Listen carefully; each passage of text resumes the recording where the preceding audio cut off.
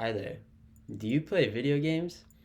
Have you heard people say that video games can make kids antisocial or even violent? Well, today I'm going to discuss why this is not true, and maybe I can persuade you into seeing all the benefits that video games can have on youth and children.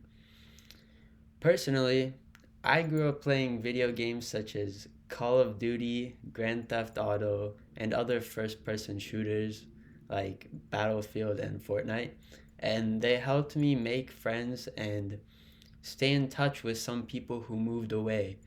I had a friend in middle school who moved to New York. His name was Jaden, and we used to play GTA every single day.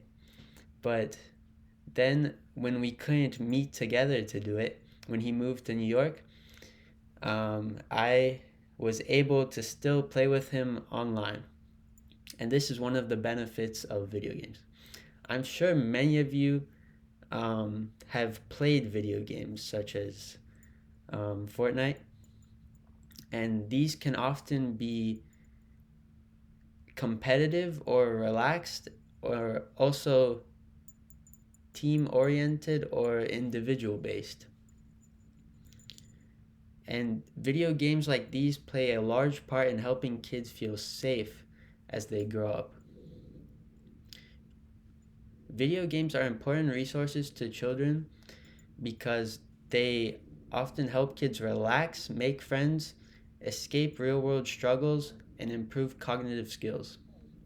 In this presentation, I'm going to discuss the positive aspects of video games and why some people think they can be bad for kids, and why you should allow your kids to play limited levels of video games if you are a parent.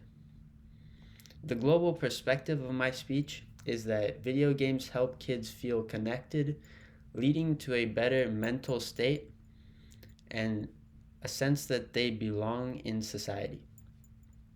When you play video games in a friend group, this can do wonders to your mental health. I would like to begin with how video games can help kids be more social. Video games can help kids make and maintain friendships. Many kids have met some of their best and lifelong friends through video games. Some video games are interactive and team based, where players work together in squads of 4 or 5, and oftentimes you work together to win the round and do objectives together. And in an article by National Geographic, Delilah King says she has met her best friends who are thousands of miles away through playing action-adventure video games such as Roblox and Minecraft. Games allow anyone to play with anyone in any place in the entire world, and they allow kids to maintain friendships. Second, video games help kids relax from school and other stressors in their daily lives. A real-world example of this is the COVID pandemic. During COVID isolation, gamer JU says he was in a Discord server where hundreds of people played video games together during the lockdown in his country, where he was able to acquire social support and have someone that was able to listen to him and give him advice. When I was in high school, I looked forward to coming home from school, finishing my homework, and hopping onto Fortnite with my friends from school. Video games are essentially almost an outlet from everything going on around you, and they help alleviate stress from things such as homework and school and relationships, and they can help you relax. In addition, video games can help reduce levels of depression, anxiety, and other disorders. In an APA study on the effect of video games on social disorders, researchers found that playing video games helps reduce the risk of deficits of certain hormones in brain areas that lead to depression and anxiety. In another study from the National Library of Medicine, researchers state simple games that are easy to access and can be played quickly, such as Angry Birds, can improve players' moods, promote relaxation, and ward off anxiety. So, this goes to show that even when you're not playing with other people and you're doing it in more of an individual setting, video games such as Minecraft and Fallout can let players build their own villages and are good ways to tap into your creative and artistic side, which helps you almost let loose. My last point is that video games can help improve cognitive skills.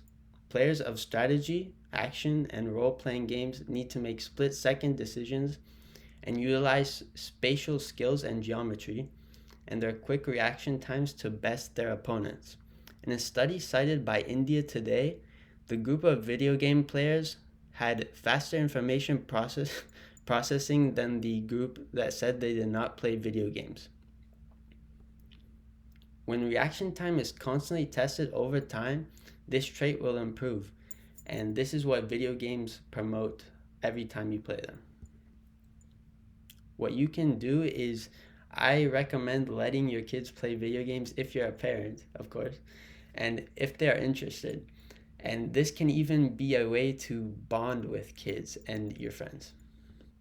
Some of the contrasting viewpoints are that some parents argue that their kids have become obsessed and addicted to video games. This can happen, but I would argue this only happens when the child's playing time is not limited and monitored, and the parents should be monitoring this and setting limits for how long their children can play.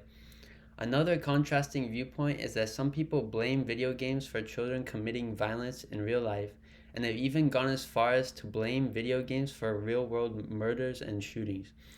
I would argue that this is simply not true because shooting someone with a gun in real life and in a video game are two very different things, obviously, and the regular human brain can distinguish between this. Most people that have committed these mass murders or shootings have had problems with aggression or other mental disorders.